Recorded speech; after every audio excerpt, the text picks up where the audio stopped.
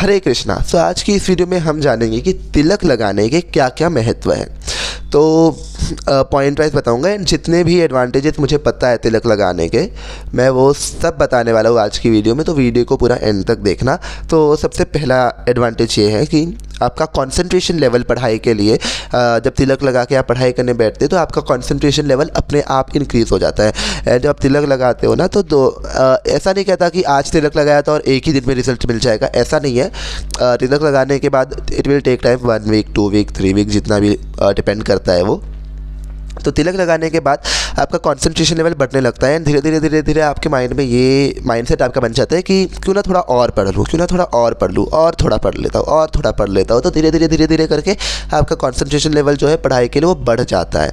और तो ये पहला एडवांटेज था। अब दूसरा ये कि अगर दूसरा एडवांटेज ये है कि आपके घर पे राहु केतु और शनि का प्रकोप आपके घर पे नहीं पड़ सकता।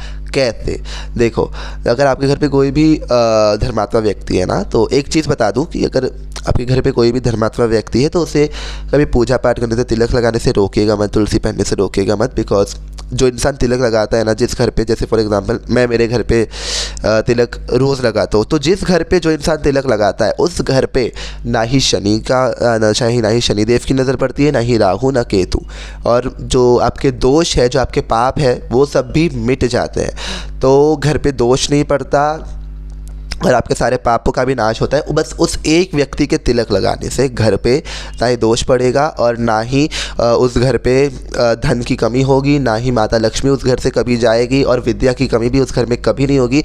जो इंसान उस घर पे तिलक लगाता हो, भले ही वो एक इंसान तिलक लगाता हो, बट अगर वो एक इंसान तिलक लगाता है तो ना ही धन की कमी होगी, ना ही विद्या की कमी होगी, और ना ही उस घर पे कोई शनि, ना ही उस घर पे शनि राहु और केतु का नज़र पड़ेगा ऐसा, और उस घर के सारे दोष भी मिट जाते हैं। तो ये था दूसरा एडवांटेज। और तीसरा एडवांटेज ये कि आपकी भक्ति ऑटोमेटिकली इंक्रीज़ होने लगती है। कैसे?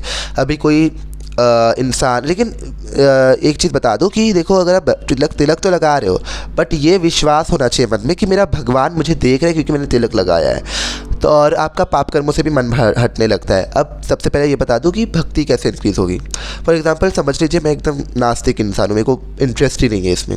जस्ट फॉर एग्जांपल, तो किसी ने बोलता है मुझे कि सोमेश तू तिलक लगा के रख, तो मैंने तिलक लगा दिया, ठीक है। तो 2 दिन 3 दिन 4 दिन, ज़्यादा से ज़्यादा 2 हफ्ता लगाते जा रहा हूँ। तो धीरे धीरे इंसान को इंटरेस्ट आने लगेगा कि तिलक तो लगाया है, तो क्यों ना और थोड़ा जान लूँ कि तिलक के बारे में, तिलक लगाने से होता क्या है, तिलक क्यों लगाया जाता है, और उसके बाद और तिलक के बाद उसकी भक्ति और इंक्रीज़ होगी। एंड देन धीरे धीरे वो कृष्णा कॉन्शियसनेस या महाकाल की भक्ति में, या किसी भी संप्रदाय का अगर वो तिलक लगा रहा है तो उसके प्रति उसकी भक्ति बढ़ने लग जाएगी। तो भक्ति भी इंक्रीज़ होती है।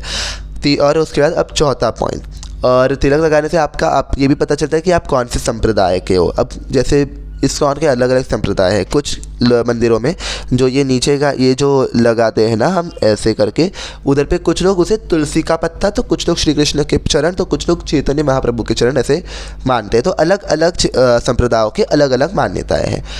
तो ये था ये था एक और एडवांटेज तिलक लगाने का। उसके बाद ये कि जब और एक एडवांटेज ये है कि जब आप तिलक लगाने लगते हो, धीरे धीरे आपकी भक्ति तो इंक्रीज़ होगी। अब भक्ति इंक्रीज़ होगी तो भगवान में मन लगेगा, तो फिर नॉन वेज, अनियन गार्लिक, ये सब अपने आप छूट जाएगा। तो ये था एक और एडवांटेज। अब दूसरा एडवांटेज ये है कि जब आप तिलक लगाने लगते हो तो आपकी सेवा भी भगवान स्वीकार करते हैं। आपको पता है, अगर आप तिलक लगाए बगैर पूजा करते हो तो वो पूजा ना ही भगवान के लिए वो पूजा शुरू नहीं हुई है, और भगवान के लिए वो पूजा ख़त्म नहीं हुई है। चाहे आप बिना तिलक लगाए 2-2 घंटे 3-3 घंटे पूजा भजन कीर्तन कर लो, बट अगर तिलक नहीं लगाया है माथे पे तो पूजा स्वीकार होगी ही नहीं। बिना तिलक लगाए आप कितना भी सेवा कर लो, वो सेवा भगवान स्वीकार करेंगे ही नहीं। तो बिना तिलक लगाए पूजा मत कीजिएगा, और बिना तिलक लगाए सेवा भी मत करना। एंड देखो, सेवा बहुत बड़ा काम है। अभी मैं अपनी बात बताता हूँ। देखो, मैं कृष्ण जी की सेवा, ठाकुर जी की सेवा इतने अच्छे से नहीं कर पा रहा। मैं अनियन गार्लिक नहीं छोड़ पा रहा। मतलब मैं तो चाहता हूँ उसकी छोड़ दूँ, बट घर पे अनियन गार्लिक आ रहा है तो खाना पड़ेगा।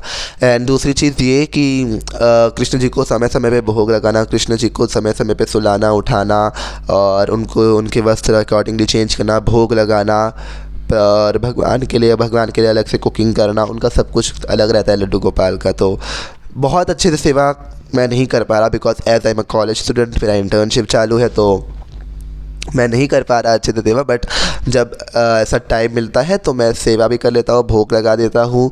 और बिना भोग लगाए तो मैं खाता ही नहीं, अगर लहसुन का अंडा घर पे नहीं बनाए तो उसका ही भोग लगा देता हूँ। जैसे फॉर एग्जांपल अगर घर पे खीर बनी है या घर पे अगर फ्रूट्स रखे तो उसका भोग लगा के खाता हूँ। तो भोग लगाए बिना तो मैं नहीं खाता। अगर कभी कभी ऐसा, मैं रेगुलर नहीं बता रहा, बट अगर कभी कभी टाइम मिल जाए तो भोग भी लगा देता हूँ। सेवा में इतने अच्छे से नहीं कर पा रहा बिकॉज टाइम नहीं मिल रहा यार। एंड अगर आपका भी सिचुएशन ऐसा है तो कोई बात नहीं, अगर आप सेवा करना चालू किए हो तो ठाकुर जी आपकी लाइफ में ऐसा सिचुएशन ज़रूर लाएंगे कि आपके पास टाइम अपने आप ही आ जाएगा ठाकुर जी की सेवा करने के लिए। बिकॉज भक्ति तो बढ़ रही है, तिलक लगाया है, तुलसी पहना है, भगवान कृष्ण की सेवा करना चाहते हो तो भगवान कृष्ण अपने आप ही ऐसा सिचुएशन और ऐसे टाइम आपके जीवन में ला देंगे कि आप अपने आप ही सेवा करने लगोगे। तो ये था और एक पॉइंट कि बिना तिलक लगाए पूजा स्वीकार नहीं होती और सेवा भी नहीं की जाती। तो ये थे कुछ पॉइंट तिलक लगाने के, जो कि मैंने आपको इस वीडियो में बता दिए। तो अगली वीडियो में हम और चीज़ों के बारे में जानेंगे। तब तक के लिए स्टे ट्यून और मिलते हैं नेक्स्ट वीडियो में। हरे कृष्णा।